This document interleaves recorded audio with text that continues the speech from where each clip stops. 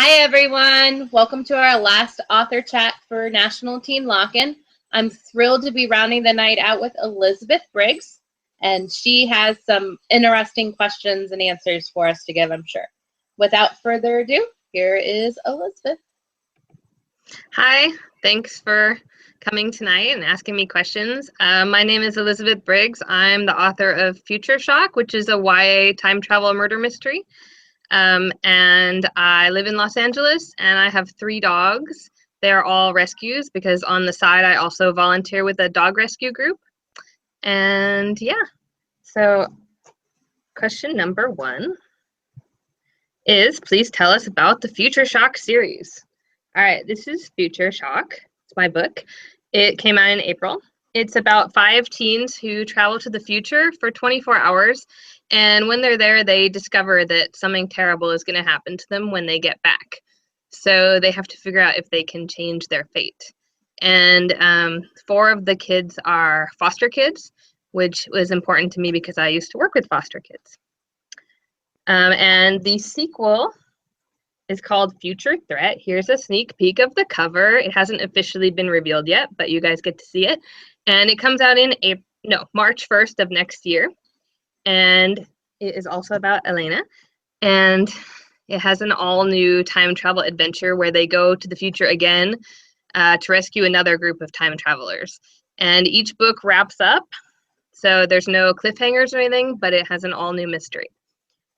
Okay, next question. You have another series that has been self-published through CreateSpace, the Chasing the Dream series. Can you tell us about it? Okay, so the Chasing the Dream series is a new adult romance, so it's a little bit older. It's really for like 17 and up. And it's about a geeky girl who joins a rock band, and they go on a reality TV show like The Voice. And then in future books, they go to Comic-Con, and they go on a show like Project Runway and some other stuff like that. And this is the first book. It's called More Than Music. It's very romancy. And there's a prequel novella about the guy from the other book's brother. And if you go to my website, you can actually get it for free by signing up for my newsletter. So that's the Chasing the Dream series. But again, it's more older. So if you're a young teen, you probably don't want to read that. You should stick to my other series. Number 3, can you talk about the difference between self-publishing and traditional publishing? So the main difference is that when you traditionally publish, you go and you get an agent, and then your agent submits your book to editors and publishers, and then you work with an editor, and the publishing house handles a lot of things like the cover and the editing, and they get your book in bookstores, hopefully, and lots of stuff like that. They help you with the marketing, and they also pay you. And there's a lot of good benefits that come with that. You get a lot of help. You don't have to pay anything. They can really break you out and get you in front of places. They can get you in lots of libraries. And then self-publishing, you basically do everything yourself. So you would hire an editor, you hire a cover designer, you put the books up yourself through Amazon and CreateSpace and Barnes & Noble and stuff. And in that way, you have a lot more control and you have a lot more freedom because you can write whatever you want and release it whenever you want. You can set your own deadlines. The downside to that is that you have to do all the work yourself, and you also have to pay for things like the cover and the editing and all that kind of stuff. So there's upsides and downsides to both. Self-publishing is a lot faster. Yeah, and sometimes you can do things that maybe a publisher is not sure how to place it. So like my new adult romances are a little bit kind of like geeky, and like bookstores might not know what to do with them because they're new adults. So like, are they young adult? Are they romance? But when you self-publish, you can kind of write whatever you want, and they don't have to worry about that. So anyway, I like doing both because it gives me lots of different things that I can do, and I like trying lots of things and seeing what happens. Let's see. Number 4, can you tell us about your current work in progress? So right now I'm actually editing Future Threat, which is the sequel to Future Shock. And that is actually due on Monday. So tomorrow I'll be working hard on that. I'm also writing the last book in my Chasing the Dream series, which is about a road trip race, sort of like The Amazing Race reality TV show. And then after that, I have a bunch of new YA fantasy ideas that I'm really excited to work on, but can't really talk about those yet because they're super secret. But hopefully more news about that soon. Next, number 5, what made you decide to take up writing? This is a tricky thing because it's hard to pinpoint where exactly I was writing when I wanted to start writing. My grandfather was actually a children's book author in Japan, and he had a couple of books published. He also wrote some nonfiction stuff on financial stuff in Japan in the 50s or something. So I always grew up reading a lot of books and being surrounded by that kind of thing. I always loved reading. I loved writing.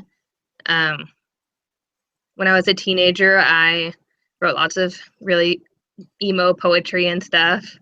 I wrote like a lot of first chapters, and then I would never actually finish my books. I spent a lot of times coming up with the worlds and stuff like that. And then right after I graduated college, I did this thing called National Novel Writing Month, or NaNoWriMo, which is in November. And basically you write a book in a month. And they have a young writers program, so you should definitely check that out if you're interested in that. Because I've done that pretty much every year since. Sometimes I was revising instead, so I couldn't quite do it, but I've written most of my books through NaNoWriMo because it's just a really great deadline to set for yourself. Although I have to do a lot of editing after that. But yeah, I wrote my first full book right after I graduated college. And then it was many years after that before I became published, and many books after that. I actually met my husband in college, and he always says that I would tell him all the time, oh, I want to be a writer, but I wouldn't actually do it. And then we've been married for many years now, and now I'm published, which is really exciting. So it definitely takes a lot of hard work and persistence. Okay, hang on. Number 6, how did you plan the whodunit aspect of the plot of Future Shock? I'm fascinated by how authors figure out or plan plots, especially mysteries. You have to leave some clues, but not give everything away. That was definitely one of the hardest parts of writing Future Shock. When I originally wrote it, I didn't know who I was going to make the villain for a long time. I played with a couple different scenarios and ran it past some friends and got ideas from them and tried to figure out how it would best work. And then I finally figured it out. And then about 2/3 through writing the book the first time, I thought of a new plot twist. And so I had to rewrite like the entire book to make it work. But I think it was much better in the end. So really the way that you have to do it is to write it. I mean, I plot it out a little bit first, and then I write it, and then usually when I'm drafting, I come up with something better, and then I have to do lots of revising and add in those clues, because a lot of times the clues are things that you add in later, because it's hard to figure it all out in the beginning. You need practice. Let's see. Number 7, can you tell us about your writing process? Do you like to outline or more free write? Like I just said, I definitely outline. Although when I outline, I sometimes don't know all the answers. I am not like a super thorough outliner, so I figure out all the different beats of the book. So I know like the beginning and the middle, and then like the dark moment, and then I know the end, and I usually know some other stuff in the middle. And then after that, I try and plot it out a little more. So I'll do like a scene by scene outline if I can.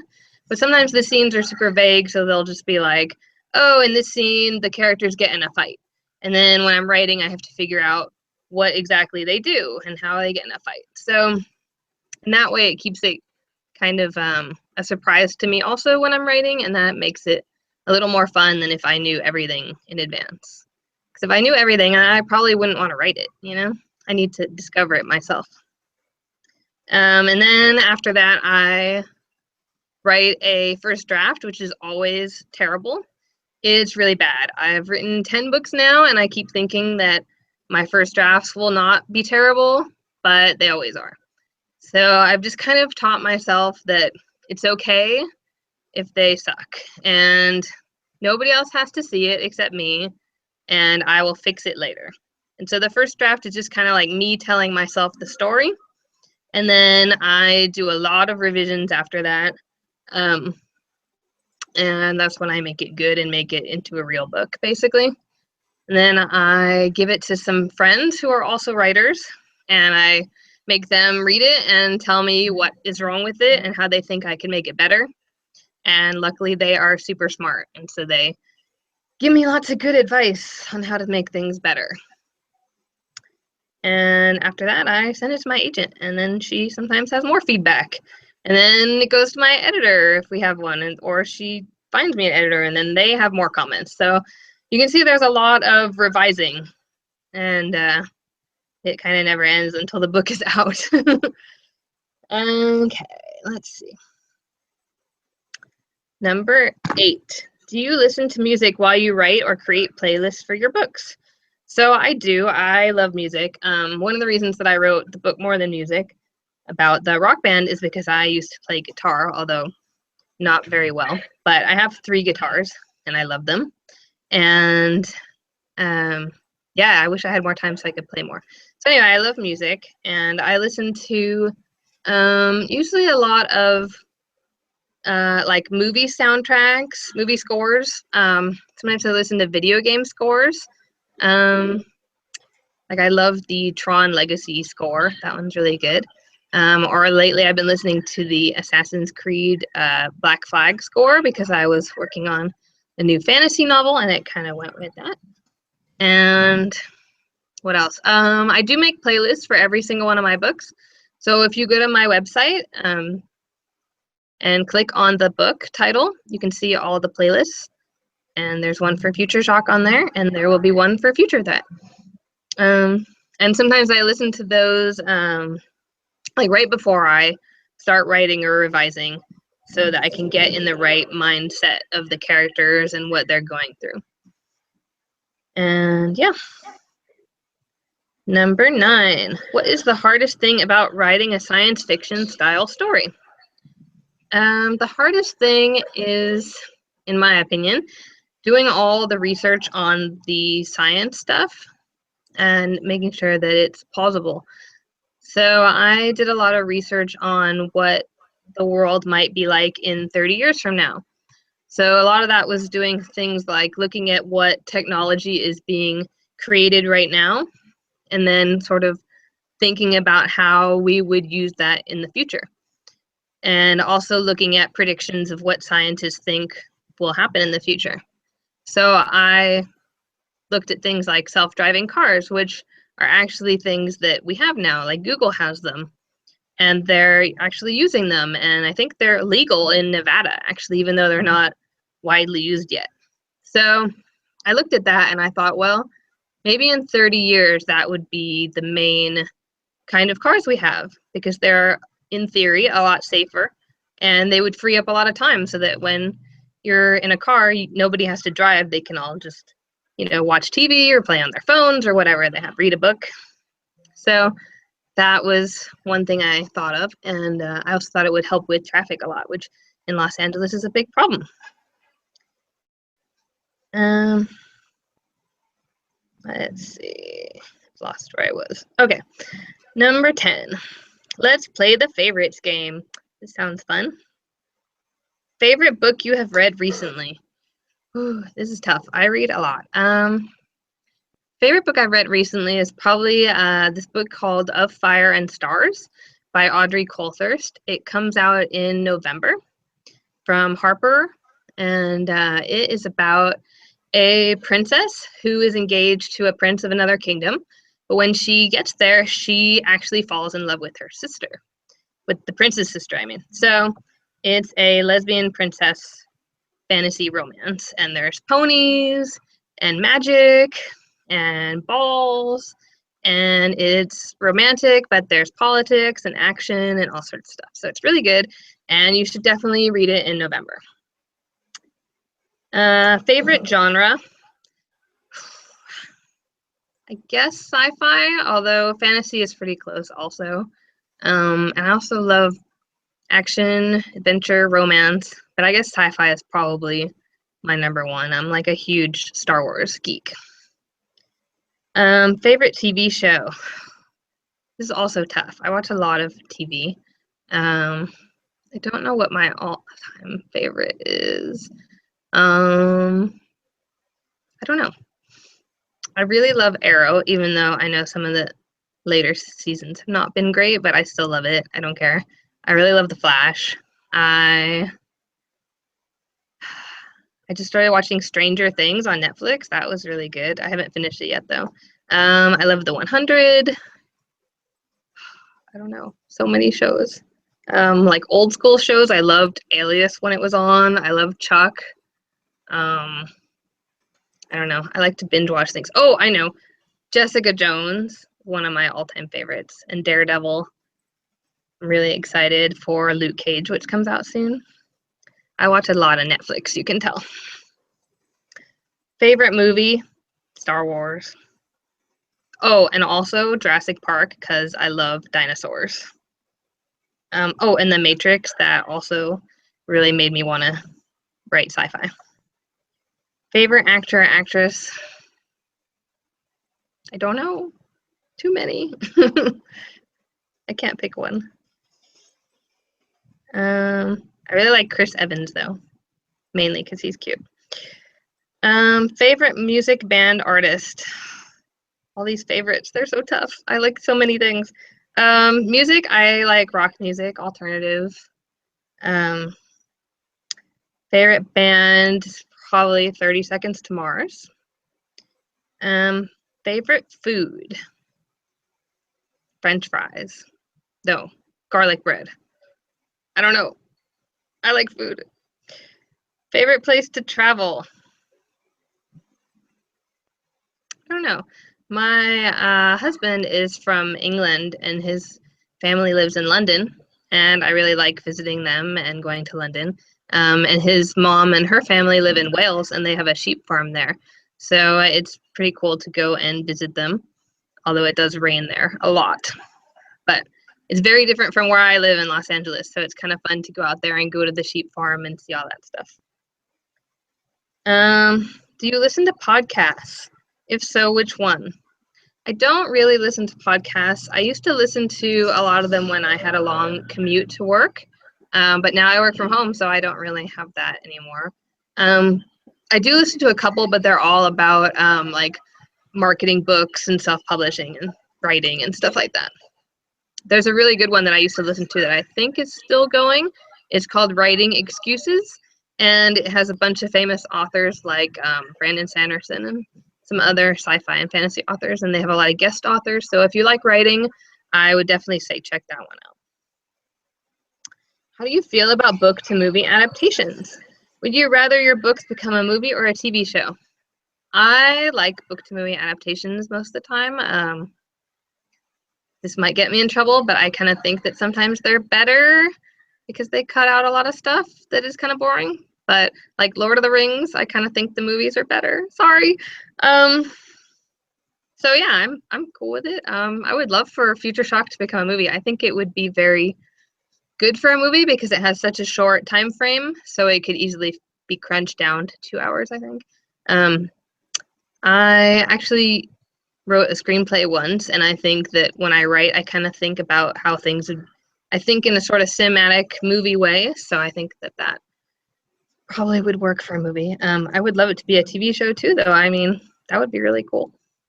They'd have to change the plot a bit to make it so they could travel all the time, but I love the flock of birds tattooed on Elena's back, symbolizing freedom. What did the wave, stars, and spider webs tattoos on her arm symbolize? Maybe Elena just likes them. Yeah, so on the cover you can actually see some of her tattoos, which is really cool. And you probably can't see it, but in the next cover there's a new tattoo, which is explained in the book. So yeah, she has the birds on her back, which symbolizes freedom, and there's a scene where she talks about that. And she has a spider web and the waves. And over here she has another tattoo that's like some vines and some Mexican dahlias, and it has her mother's name in it. So why does she have them? I kind of wanted to think like what tattoos would a girl in LA have growing up in her situation. So the spiderweb, I mean, I don't think Elena thought of these things as symbolizing them when she got them, but this is what I, as the author, think. The spiderweb is sort of like being trapped because she often feels trapped. The waves are sort of representative of LA, and as you've read the book, you'll see that there's some important stuff that happens at the beach, and so the beach is kind of a thing for her, both in the past and in the book. The stars are kind of like the light in the darkness, but mainly they all just look cool, I think. I also have a tattoo. I don't know if you can, can't quite get it on the screen, but it's a book. Oh, maybe there we go. It's a book, and then the pages open, and then a bird fly out. And that is sort of to symbolize my own books, and sort of like an inspiration thing, and books make your mind open and free and all that stuff. In the acknowledgments, you thank some folks for helping you keep Elena authentically Mexican American. What did that process look like? So for that, I reached out to a couple of Mexican Americans, one of whom lives in LA. And I basically just said to them, would you read my book for me and let me know if there's anything that feels off to you about Elena, or the Spanish in the book or anything like that. And they had some really good suggestions, and yeah, they were really helpful, and they helped me with the Spanish a lot in particular. Like, not that the Spanish in it was wrong before, but they gave me a couple suggestions for things that they thought she would say, you know, more instead of what it was. And then there are two other authors that I am friends with. Monica Bustamante Wagner, who wrote the book Frosh, which is also a new adult romance. She lives in Chile, and she's really awesome. And she's one of my critique partners sometimes. And so she answered a lot of questions for me on things like the Spanish and stuff like that. And the other author was Zoraida Cordova, who's the author of many books, including the upcoming Labyrinth Lost, and she's a good friend of mine. And so I would ask her questions sometimes. Sometimes it's good just to get different opinions and just see what different people think of things if you're not sure about things, because no one person has like the ultimate Mexican American experience or the ultimate gay experience or anything like that. So it's good to talk to a lot of different people and get a bunch of different opinions. I think that way it helps it from being a stereotype or anything like that. And it's definitely important to do your research and make it feel authentic if you're writing that kind of book. Next, number 15. I noticed a lot of Doctor Who references in Future Shock. Are you a Whovian? So I'm not a super Whovian. I mean, I've definitely watched some episodes. Like I said, my husband is English, and every time we go over for Christmas, his sister is a huge Whovian fan, Doctor Who fan. So we always watch the Christmas episodes. And so I've seen many episodes, but I haven't actually sat down and watched like season after season, mainly because there are so many of them that I'm afraid I will get sucked into it and then not do anything else forever. So I've seen a lot of episodes, but I haven't committed to the full show yet. But I'm sure it will happen sometime soon. Let's see. Oh, 16 was love the tattoos. Do you have tattoos? Which I already answered. So, 17. What advice do you have for aspiring writers? So obviously you should read a lot and read the kind of books that you want to write, but also other books too. I think it's good to read lots of different kinds of books. I also think it's good to do other things like watch TV, play video games, watch movies, go in to the museum, go for walks, go exploring, and like take college classes that are not relating to writing. Things like that so that you have a lot of experiences which then you can draw on for writing. So that you can write about lots of different things and get inspiration from all over the place. I get inspiration from lots of random things all the time. Like I was playing Pokemon Go and I got an idea for something. So you never know where you'll get ideas from. Other advice, I think you should write the book that you want to read. So if you're always thinking something like, man, I wish someone would write a book about X, that is the book that you should write. And don't worry too much about the market or trends or if people will like it. Just write the book that you really want to read and then revise it a lot. Like I said, my first drafts are terrible. I work on them a lot before they're even ready to be seen by anyone. And then I have trusted friends read it and make it better. And so it goes through many drafts. So just keep that in mind. Also, my first 2 books were really bad. They were sort of like practice novels. And that's okay. Like they didn't have to be perfect. And then my 3rd book is the one that got me my agent. And even that one didn't sell because it wasn't quite ready for the YA market. It wasn't the right thing that they were looking for. Maybe it wasn't good enough. And then my 4th book was Future Shock, which did sell. So just keep it up, persistence. It is sometimes a hard industry. There's a lot of rejections, but it's also very rewarding. So just stick with it. What else? Cats or dogs? Dogs, as I said in the beginning, I work with a dog rescue group, which I've done for, what, I don't know, 10 years? No, it must be like 15 years now. And I have 3 rescue dogs. I used to have 5, which was a lot. That was because we kept fostering dogs who didn't have homes, and then I would get really attached to them, and the dogs would all bond with each other, and they'd be like a little pack. And then my husband and I couldn't get rid of them, but then he was like, no more, we have 5. So then we couldn't foster anymore. But sadly, 2 of them passed away in the last year or so, but they were really old. We adopted one of them when he was already really old, and we knew that he wouldn't have a good chance of getting adopted because he was so old, and my other dogs loved him, so we kept him and gave him a nice life for 5 years or so, and then he passed away. And then my other one, which I adopted when I was 21, she just passed away. But we still have 3, and they're super cute and happy. They are Bichon Frises, which are sort of like poodles, white little fluffy dogs. And one of them is a cockapoo, so she's half Cocker Spaniel, half poodle, we think. We're not really sure. And yeah, they're really sweet and fun. I'm allergic to dogs and cats, actually, so the poodles are nice because they don't shed, so I can have them.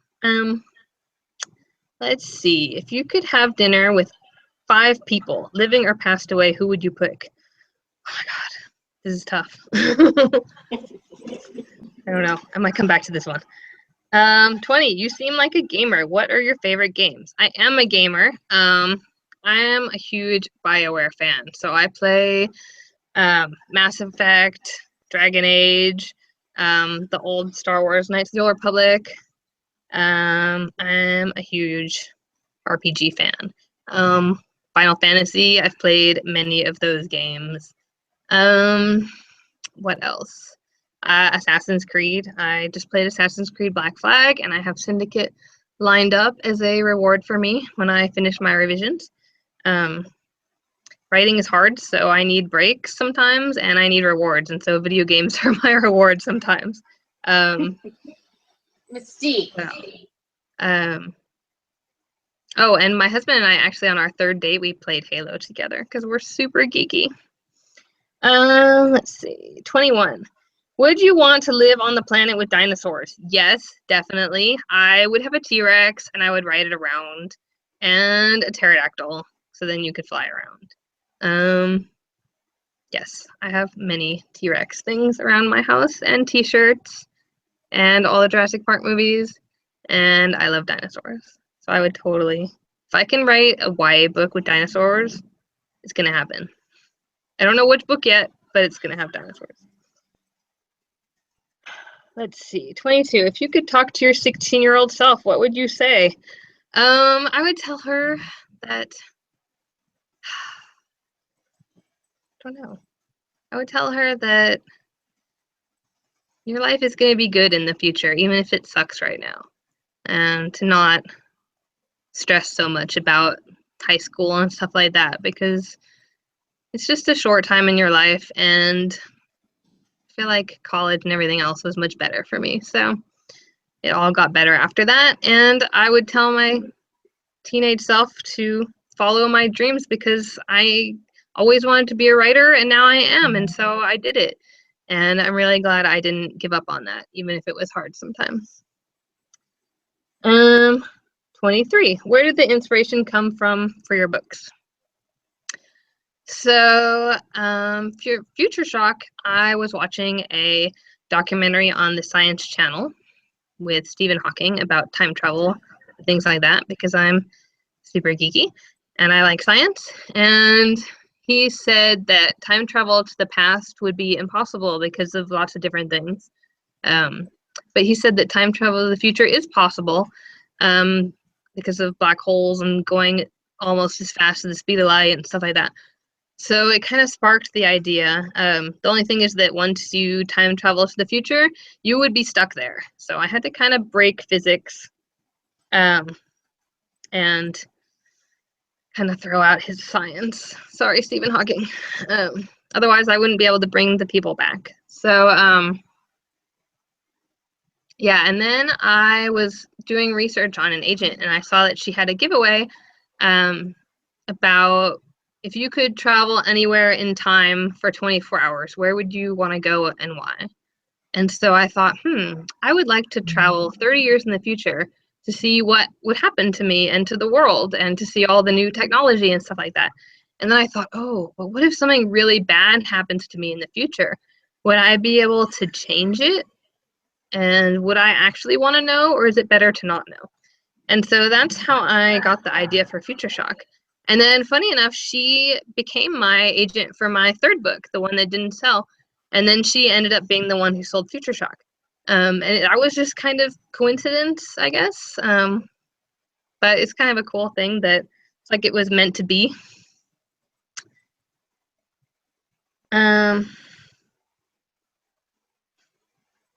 Back to the dinner one. Okay.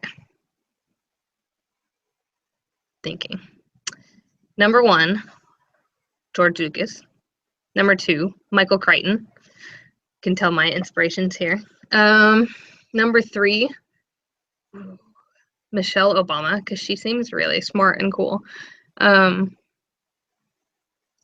else? I don't know. Joss Whedon, number 4. Yes, because he does like so many awesome things. Oh yeah, that's another TV show that I used to love, Firefly. And he did like the Avengers and stuff. Number 5. I don't know. Eleanor Roosevelt, maybe. Need some more women on there. Yeah. So I think that is it for all the questions. So I guess we will wrap it up. So thank you so much for joining us this evening. Thank you. It was good to be here. It was a great conversation. I enjoyed listening to all your answers, as I'm sure everyone else did as well. For all of those participating in National Teen Lock-In, keep having fun and enjoy yourselves, and we'll be back next year because Elizabeth finished up our author chats for the night. Have a good night. Stay safe. Have fun. Bye. Bye.